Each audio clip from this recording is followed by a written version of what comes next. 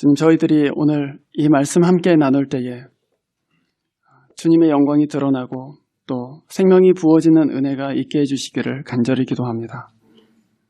저희들 마음을 아시는 주님께서 사도를 부르신 예수 그리스도께서 베푸신 그 은혜 저희들에게도 허락해 주시고 또 그 은혜 가운데 이 온 교회가 새롭게 되고 복음 가운데 설 수 있도록 주께서 은혜 베풀어 주시옵소서.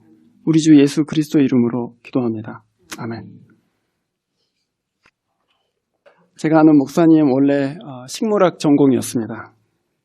식물학 전공으로 박사학위를 한참 하고 이제 논문 쓰고 있다가 어느 날 어릴 때부터 같이 자랐던 한 친한 친구가 교통사고로 죽는 일을 당했습니다.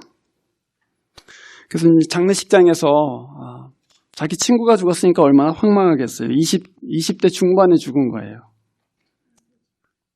그래서 그 장례식장에 앉아서 자기 인생을 생각하는 것이죠. 내 친구가 이렇게 일찍 갔는데 나는 언제 갈까? 그런 생각을 하게 됐습니다. 그 생각을 하다가 내가 하나님께 내 인생을 어떻게 드리는 것이 마땅할까? 그런 생각을 또 하게 되었습니다. 그러고서는 시간을 낭비하고 싶지가 않아요. 그래서 그 장례식이 마쳐지고 나서 며칠의 고민과 기도 끝에 박사과정을 그만두고 신학교에 들어갔습니다. 그리고 이제 목사가 됐어요. 우리가 살다가 인생을 바꾸는 그런 경험들이 자주 옵니다. 큰 병에 걸려서 오랫동안 누워있게 되거나 또 사업에 실패해서 인생의 큰 어려움에 처하게 되거나 또는 지금 본 것대로 가까운 사람이 이렇게 죽어서 큰 충격이 오는 등 그런 경험을 하면서 인생에 대한 태도가 완전히 바뀌는 그런 일들이 일어나죠. 오늘 우리가 읽은 사도행전과 또 갈라디아서 1장 말씀, 바울이 바로 그런 경험을 지금 나누고 있습니다. 내 인생이 어떻게 해서 극적으로 바뀌게 되었는가, 그것을 나누고 있어요. 바울은 다메섹에 있는 그리스도인들을 박해하기 위해서 다메섹이라는 도시로 예루살렘에서부터 올라가고 있었습니다. 다메섹 거의 다 가까이 갔을 때 그 길 위에서 같이 가던 사람들과 갑자기 하늘로부터 큰 빛이 자기를 둘러 비치는 경험을 하게 됩니다. 그리고서는 거기서 부활하신 그리스도를 만났어요. 우리가 사도행전 9장에서 보는 것처럼. 그 큰 빛을 보고서는 부활하신 그리스도를 보고서는 그 눈이 일시적으로 멀게 됩니다. 그래서 동행했던 사람들이 그 바울의 손을 잡고 다메섹으로 끌고 갔어요. 누굴 죽이러 갔는데, 누굴 잡으러 갔는데 눈이 멀게 된 것이죠. 그리고서는 거기서 방 안에 앉아서 3일 밤낮을 먹지도 않고 마시지도 않고 기도했습니다. 그런데 기도하고 있는데 그 다메섹에 있는 어떤 제자 한 사람이, 그리스도인 한 사람이 예수님께서 보내주셔서 그 집에 찾아와서 바울에게 안수하고 그 눈이 떠지게 됩니다. 그리고 소명을 받아요. 너는 예수님께서 이방에 복음 전하라고 택한 그릇이다. 그 소명을 받고 전혀 다른 사람이 됩니다. 박해자에서 전도자가 되는 것이죠. 그리스도인에게 회심은 인생을 바꾸는 경험입니다. 그 회심을 통해서 우리가 그리스도를 만나게 됩니다. 그 만남을 통해서, 그 그리스도를 만난 경험을 통해서 우리 가치가 바뀌고 우리 삶의 목표가 바뀌고 또 방향이 바뀌어요. 바울이 오늘 갈라디아에서 오늘 우리가 읽은 이 패시지에서 계속해서 말하는 것이 있습니다. 그건 뭐냐면 내가 전하는 복음은 배운 것이 아니고 들은 것도 아닙니다. 내가 전하는 복음은 내가 그리스도를 만난 그 경험에서 온 것입니다. 그렇게 얘기합니다. 다메섹 도상에서 예수를 만나서 예수께서 말씀하신 걸 받아 적은 게 내 복음이다. 그런 말이 아닙니다. 그리스도를 만난 것 자체가 내게 복음을 줬다. 이제 그것입니다. 우리는 모두 다른 모양으로 그리스도를 만납니다. 어떤 사람들은 바울처럼 극적이고 좀 신비한 체험을 통해서 예수께 돌아오는 사람들도 있지만 대부분의 사람들은 그런 극적인 체험 없이 예수를 만나고 예수께로 돌아옵니다. 어떤 사람은 인생의 저점에서 예수를 만나기도 하고, 어떤 사람은 진짜 책을 읽다가 예수를 만나기도 하고, 버스에서 만났던 한 사람이 전해준 복음을 듣고 예수를 만나기도 하고, 여러 가지 모양으로 예수를 만납니다. 하지만 우리가 어떤 모양으로 예수를 만나건 어떤 모양으로 그리스도께 돌아왔던 간에 상관없이 우리가 예수를 만날 때 주께서 하시는 일은 다 동일합니다. 그게 신비한 체험을 통해서 예수를 만났건 아니면은 우리가 성경을 읽다가 예수를 만났건 어떤 식으로 예수를 만났건 간에 예수를 인격적으로 만난 사람들은 다 동일한 체험을 하게 됩니다. 예수께서 하시는 일들이 같다는 얘기예요. 그게 뭔지 우리가 살펴보고자 하는 것입니다. 이 바울의 회심을 통해서 그리스도를 만난다는 것이 어떻게 한 사람을 완전히 바꾸게 되는가, 그것을 살펴보려고 합니다. 첫 번째로, 그리스도를 만나면 그리스도께서 우리를 깨뜨리십니다. 그리스도를 만나기 전에 바울은 조상 전통에, 그 유대교 전통에 굉장히 충실한 사람이었습니다. 누구보다 뛰어났습니다. 교회를 박해하는 것이 하나님을 위한 일이다라고 생각했습니다. 그래서 다메섹으로 가면서 예수 믿는 사람들을 다 잡아서 감옥에다가 넣어야지, 예루살렘으로 끌고 와야지 하는 마음으로 열심히 있게 올라갔어요. 그런데 다메섹 도상에서 예수를 만났습니다. 그리고 예수한테 누구십니까? 라고 물었어요. 그랬더니 예수님께서 그에게 나는 네가 핍박하는 예수다 이렇게 말씀하십니다. 바울은 그 말에 무너졌습니다. 자기는 하나님을 위한 일을 한다고 생각했어요. 이 예수 믿는 사람들 잡아서 넣는 것이 하나님 위한 일이다, 이것이 옳은 일이다, 이것이 의로운 일이다 라고 생각했습니다.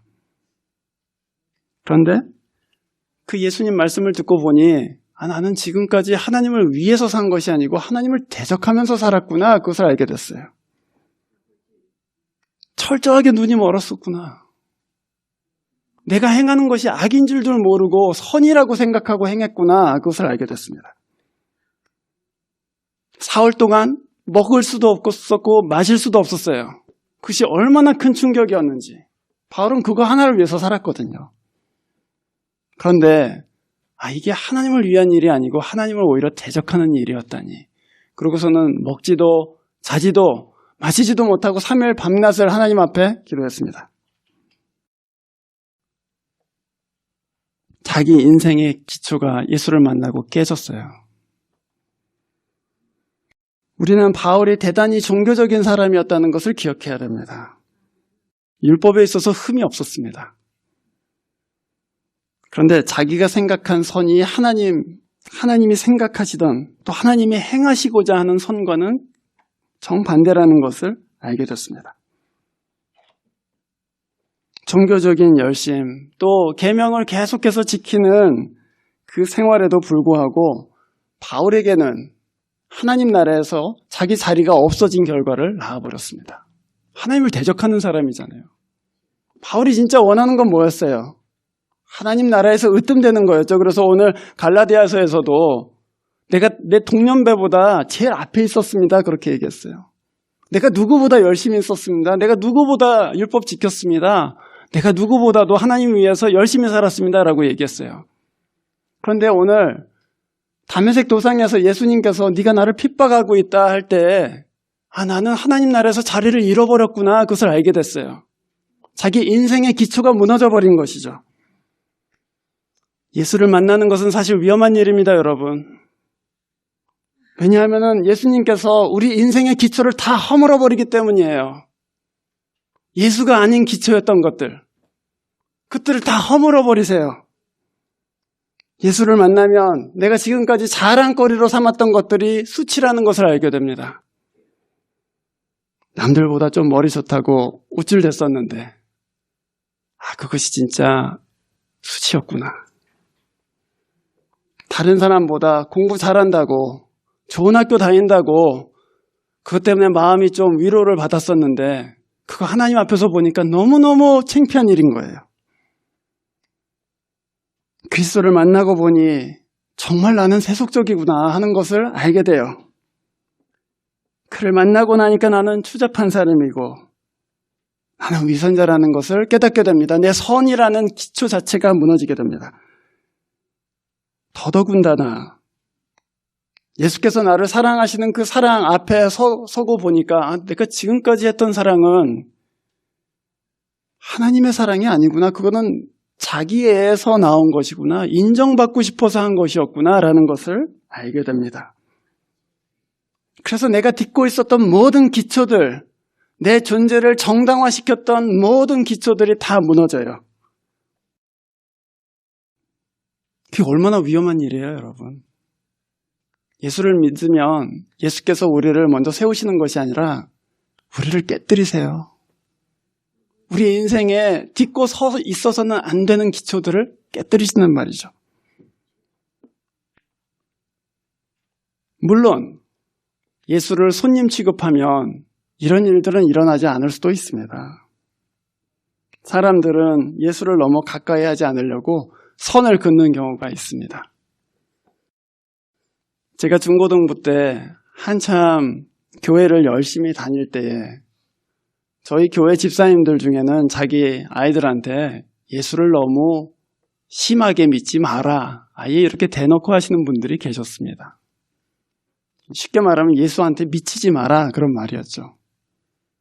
그때 저희 전도사님이 너무 화가 나서 그럼 뭐에 미쳐야지 속이 시원하겠냐고.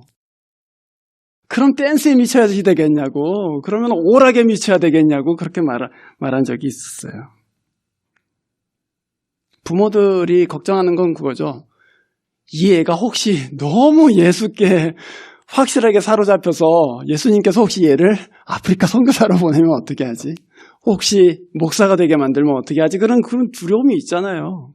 그래서 너무 미치지 마라. 너무 믿음 생활을 열심히 하지 마라. 그러고 그 선을 그어놓는 거예요. 예수님께 내 삶의 어떤 부분들은 터치하지 말라고 닫아놓고 보여드리지 않는 것입니다. 그게 바로 예수를 손님 취급하는 것입니다. 그런데 만약에 예수를 이제 손님이 아니라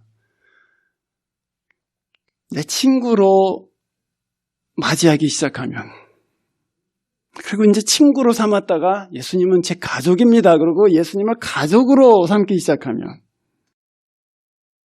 가족에서 더 나아가서 예수님은 사실은 제 주님이십니다. 그리고 주님으로 모시기 시작하면 예수님이 우리 집안으로 들어오시죠. 여러분 그런 경험들이, 저는 그런 경험들이 많이 있는데 여러분 안 계신지도 모르겠어요. 손님을 초대했는데 모든 빨랫거리와 지저분한 것들과 그런 것들을 안방으로 싹 밀어놓고 문을 딱 닫아놓고, 그리고 이제 손님들은 거실에만 있는 거니까, 그럼 이제 거실에서 막 재미있게 이렇게 놀고, 집이 좋아요, 깨끗해요, 어쩌고저쩌고 하잖아요. 제일 황당할 때가 언제입니까? 손님의 아이가 화장실 간다고 방문을 확 열 때입니다. 또는 손님의 아이가 실수로 침대 밑에 들어가서 양말들을 다 꺼낼 때 상당히 황당하죠, 그렇죠? 우리가 예수를 손님이 아니라 친구로, 가족으로, 내 주님으로 받아들이기 시작하면 예수님께서 우리 거실에만 머무시는 것이 아니라 우리 침실에 들어오시기 시작합니다. 문을 여시기 시작해요. 감추어 놓았던 것들이 예수 그리스도의 눈앞에 이제 펼쳐지기 시작합니다. 그러면서 예수님께서 우리 인생의 잘못된 가치들을, 기초들을 무너뜨리기 시작하세요. 이거 잘못됐다. 그러나 그것은 여러분을 파괴하기 위한 것이 아닙니다. 여러분을 그냥 무너뜨리기 위한 그 목적 자체로 무너뜨리시는 것이 아닙니다. 예수님은 여러분을 바른 기초 위에, 바로 예수 그리스도 그분의 기초 위에 세우려고 무너뜨리십니다. 바울은 거기서 무너졌어요. 거기서 깨졌어요. 밝은 빛으로 인해서 눈이 오히려 멀어버렸습니다. 사람 손에 이끌려서 어디가 어딘지도 모르고 다메섹에 들어옵니다. 그가 무엇을 깨달았을까요? 내가 지금 보지 못하는 것처럼 지금 몇십 년 동안을 눈먼 인생을 살아왔구나. 그걸 알았겠죠. 진정한 회심이 무엇입니까, 여러분? 진정한 회심은 내가 예수 믿기 이전에 살았던 삶이 눈먼 삶이었습니다라고 깨닫는 것입니다. 주를 알지도 못했고 주께 영광을 돌리지도 못했고 내 의로 살아왔다는 것을 인정하는 것, 그 진짜 회심이에요. 이전에 있던 기초들이 다 무너지고 그리스도의 은총 위에만 내가 서게 되는 것, 그게 진짜 회심이에요. 주님께서 우리를 만나실 때 그게 제일 먼저 일어나는 일이에요. 내가 깨지는 것, 그것이죠. 두 번째로 우리가 그리스도를 만날 때 무슨 일이 일어나는가? 우리가 그리스도를 만날 때 그리스도께서는 네 인생은 영원 전부터 내가 붙잡고 있다는 것을 알려주십니다. 그리스도를 만나는 것은 사실은 자기보다 훨씬 더 큰 존재를 만나는 것입니다. 친구 만나는 거하고는 틀려요. 또는 유명한 무슨 교수를 만나는 거하고도 다릅니다. 그리스도를 만나는 것은 살아계신 하나님을 만나는 것입니다. 바울이 다메섹 도상에서 엄청나게 밝은 빛이 자기에게 쏟아지 비출 때에 구약을 잘 알았던 바울은 직감적으로 하나님이 나한테 말씀하신다는 것을 알았습니다. 그래서 바울은 주여 누구십니까? 하고 주라고 그렇게 불렀어요. 당신 누구요? 이렇게 부르지 않고 주님 누구십니까? 이렇게 불렀어요. 땅에 엎드려질 수밖에 없었습니다. 하나님이 말씀하신다. God speaking. 그 하나님은 바로 예수 그리스도이셨죠. 유대교의 적이라고 생각한 그 나사렛의 목수, 그가 바로 하나님이셨습니다. 그런데 바울은 그 그리스도를 만나고 너무 역설적이게도 주님께서는 네가 나를 박해하고 있다 이렇게 말씀하셨는데 그 그리스도를 만나고 바울이 아주 역설적이게도 이렇게 고백합니다. 15절, 갈라디아서 1장 15절 말씀을 보십시오. 그러나 나를 모태로부터 따로 세우시고 은혜로 불러주신 하나님. 그 깨달았어요. 내가 하나님을 대적하고 살았는데 그것만 깨달은 게 아니고 하나님은 내가 태어나기 전부터 나를 그릇으로 삼으시고 나를 인도하시고 여기까지 참아주셨구나. 그가 나를 은혜로 이제 불러주시는구나 하는 것을 깨달았단 말이에요. 하나님은 여러분이 태어나기 이전부터 여러분의 길을 인도하고 계십니다. 여러분이 어떻게 느끼건 간에 여러분이 예수를 만나게 되면 하나님은 내 인생을 내가 태어나기 이전부터 계획하고 준비하고 인도하고 계셨구나 하는 것을 알게 됩니다. 이전에는 내가 결정하는 줄 알았어요. 내가 어플라이하고 내가 억셉턴스 레터 보내고 그리고 내가 가서 내가 커리어 쌓고 내가 결정해서 결혼하고 내가 추즈해서 교회 오고 내가 추즈해서 다른 데로 이사 가고 하는 줄 알았어요. 근데 알고 보니까 예수를 만나고 보니까 그게 아니구나. 하나님이 이것들을 다 움직이고 계시는구나. 하나님이 내 인생을 내가 태어나기 이전부터 계획하고 놓고 계셨구나. 그것을 알게 됩니다. 내가 걷는 줄 알았는데 내가 결정해서 걸어가고 있다고 생각했는데 내 걸음을 하나님께서 인도하고 계시는구나. 그것을 알게 됩니다.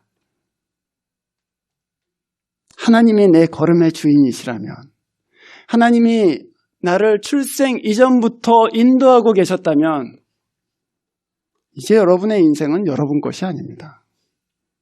그것은 하나님 손에 있습니다. 그걸 받아들이게 되면 우리 가운데 강력한 평화가 임합니다. 하나님이 이것들을 다 주장하고 계신다. 우리가 불 가운데 가도 물 가운데를 걸어가도 사막을 걷게 되어도 하나님이 내 걸음의 주인이십니다라고 고백하게 된다고요. 그거를 우리가 예수 믿을 때, 예수를 만나게 될 때 알게 됩니다.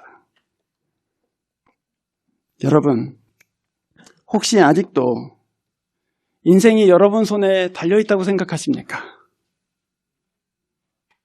만약에 아직도 여러분이 내 인생은 내가 하는 것에 따라서 달라진다라고 생각하신다면 그분은 아직 살아계신 하나님을 제대로 만나신 분이 아닙니다. 하나님을 모르면 모를수록 하나님을 무시하고 삽니다. 하나님이 여러분 안에 아주 작은 분이면 여러분의 기도가 간절하지 않습니다. 그렇잖아요. 하나님이 별로 능력도 없고 그냥 여러분 친구하고 비슷한 레벨의 그런 존재로 여러분이 생각하고 있다면 그분한테 여러분이 간절하게 기도해야 될 이유가 없잖아요. 포인트는 뭐냐 하면은 우리가 모시고 있는 하나님이 크면 클수록 우리의 믿음이 커진다는 얘기예요. 우리가 모시고 있는 하나님이 작으면 작을수록 우리의 기도도 약해지고 우리의 찬송도 약하고 우리 은혜도 약하다는 것입니다. 여러분의 하나님은 진짜 하나님이십니까? 아니면 그냥 그럭저럭한 그런 평범한 하나님입니까? 여러분 어떤 하나님을 모시고 계십니까? 하나님을 진짜 만나게 되면 내 모든 짐을 나 혼자 지고 간다라고 생각할 수가 없게 됩니다. 그가 나를 지으셨고 그가 나를 인도하고 계신다면 그가 내 짐도 지실 것이다. 그것을 알기 때문이에요. 그리스도를 만나면 그가 내 인생을 주목하고 계시고 내 인생에 대해서 계획하고 계시고 선을 행하고 계시다는 것 때문에 두려워하게 돼요. 사실은. 두려워하게 됩니다. 그 두려움은 죄에서 오는 두려움이 아니라 경건한 두려움입니다. 하나님 앞에 내 마음의 옷깃을 여미고 그리고 하나님 앞에 내가 거룩하고 정결하게 살아야겠다는 그런 참 좋은 의미의 두려움이 우리 가운데 임하게 됩니다. 바울은 식음을 전폐하고 3일 동안 기도했습니다. 하나님께 모든 것이 달려있다는 것을 알게 되었습니다. 인생의 주인이 주님이시다라는 것을 알게 됐습니다. 그리고 그 사실이 그를 사실은 근심으로부터 또 불안으로부터 구출하는 것이죠. 내가 하나님의 뜻을 거역하면서 살았지만 다메섹 도상에서 그리스도가 나에게 나타나 주셨다. 그 위로인 거예요. 하나님이 내 인생을 붙들고 계시고 그가 작정하신 뜻을 반드시 이루시겠구나. 내가 지금까지 하나님을 거역하면서 살고 또 하나님을 대적하면서 살았지만 하나님이 내 인생에 작정하신 것을 반드시 이루시겠구나. 그것을 알게 돼요. 그 하나님이 바로 여러분의 하나님이십니다. 그 하나님이 바울의 인생을 인도하시는 것 같이 우리가 실수하고 어떤 때는 진짜 하나님께 대적하면서 살 때에도 하나님이 그 은총의 손을 거두지 않으십니다. 여러분, 하나님께 인생 드리기를 두려워하지 마십시오. 그 두려워하시는 분한테 제가 한번 묻고 싶어요. 여러분이 여러분 인생을 손에 쥐고 있으면 잘 됩니까? 그렇잖아요. 여러분 하나님께 맡겼다가 이거 잘못되면 어떻게 하지 그러고 지금 그 뒤로 빼는 거잖아요. 그런데 여러분이 그거 테이크어라면 잘 됩니까? 잘 안 되죠. 여러분이 하나님보다 더 능력이 많으십니까? 여러분이 하나님보다 더 지혜로우십니까? 아무것도 아닙니다. 살아계신 하나님, 지혜가 풍성하시고 천지를 만드신 그 하나님께 여러분의 인생 드리기를 두려워하지 마십시오. 그분께 드리면 그분이 당신의 지혜와 능력으로 여러분의 인생을 인도하실 것입니다. 세 번째로, 우리가 그리스도를 만나면 공통적으로 일어나는 일, 마지막 세 번째로 그리스도는 내 삶이 무엇을 위한 것인지를 알려주십니다. 내가 어디에 부름받았는지, 내가 왜 살아야 되는지 그 삶의 의미와 목적에 대해서 하나님은 알려주십니다. 그리스도를 만나고 나서 바울은 자기의 부르심이 이방에 복음 전하는 것임을 알게 되었습니다. 갈라디아서 1장 16절을 보십시오. 하나님이 은혜로 나를 불러주셨다 그렇게 고백하고 나서 16절에 이렇게 말합니다. 그 아들을 이방 사람에게 전하게 하시려고 그를 나에게 기꺼이 나타내 보이셨습니다.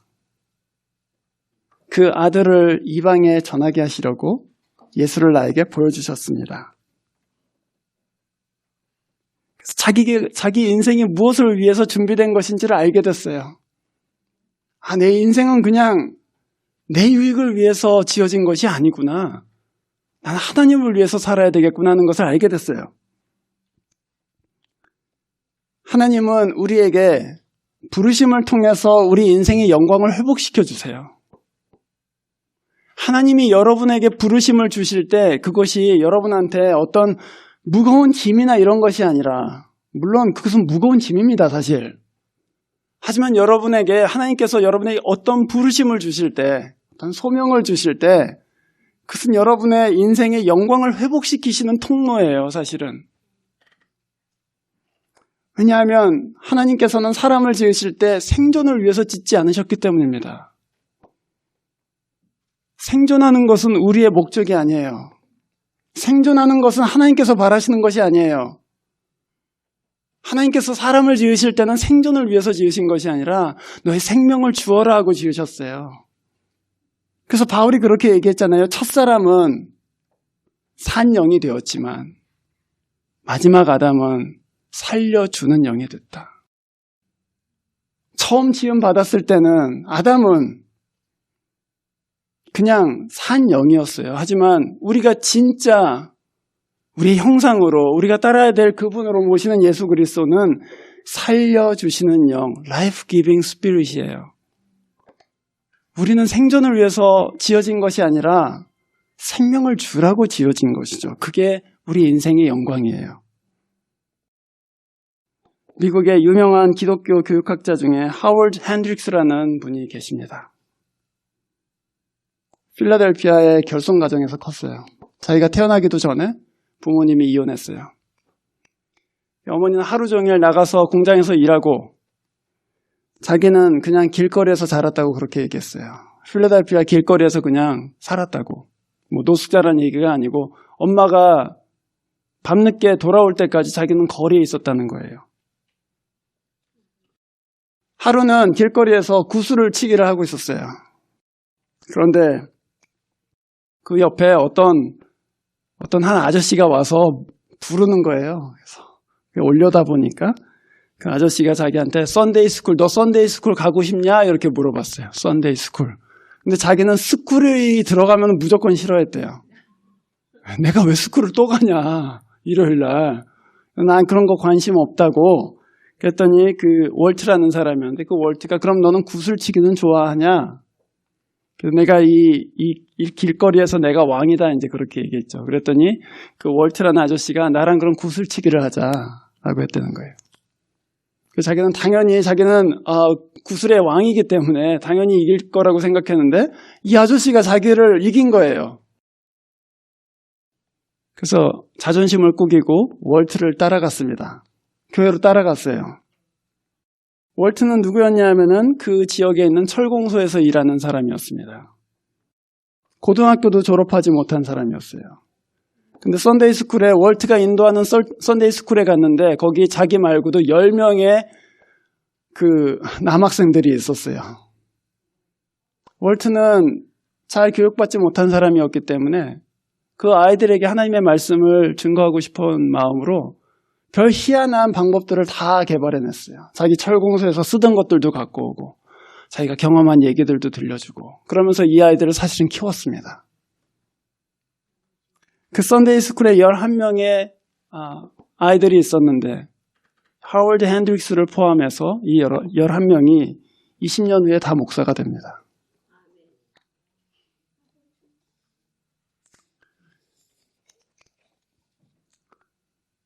많은 사람들이 인생의 의미를 찾지 못합니다. 주어진 것을 열심히 하고 있어요. 그러나 왜 하는지, 이것이 무슨 의미가 있는지 찾지 못합니다.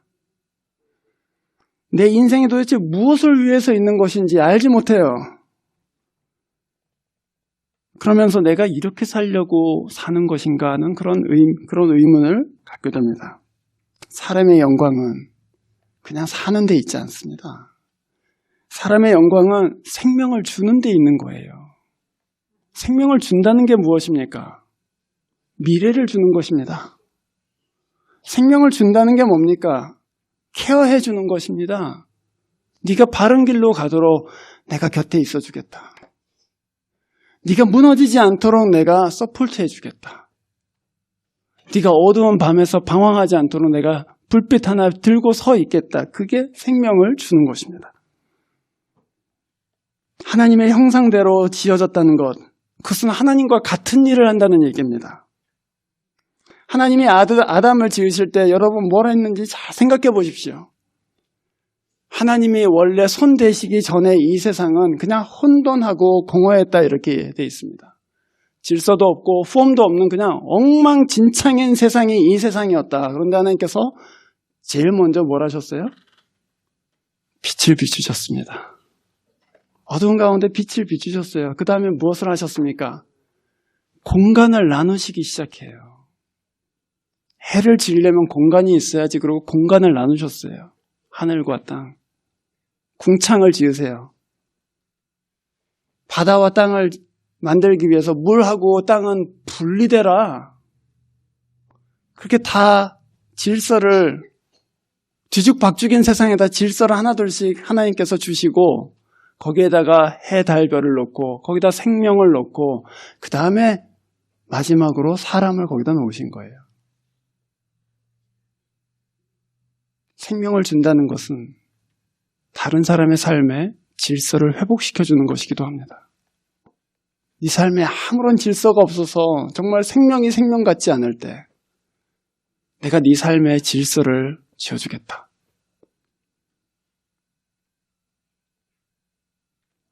바울은 다메섹 그 경험 이후에 오늘 본문에 보면 아라비아로, 길리기아로, 수리아로 다니면서 예수를 전했습니다.